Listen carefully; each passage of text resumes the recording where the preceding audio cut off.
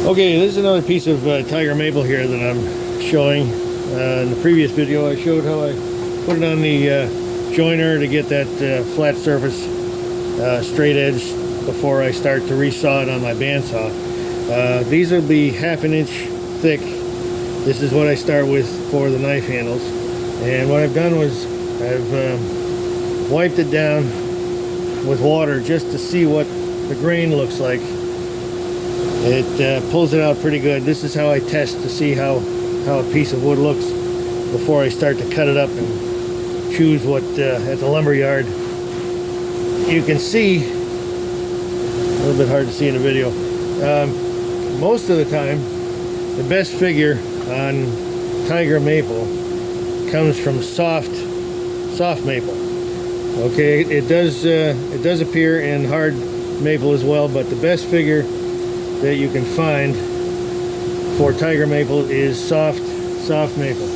So, and typically the best grain is found on the edge. You can see right there. That's a good piece. You can tell by the edge better than anything else. Anyway, so I'm going to turn the saw on here and start to resaw a ½ inch piece, and we'll see what it looks like when I get it out.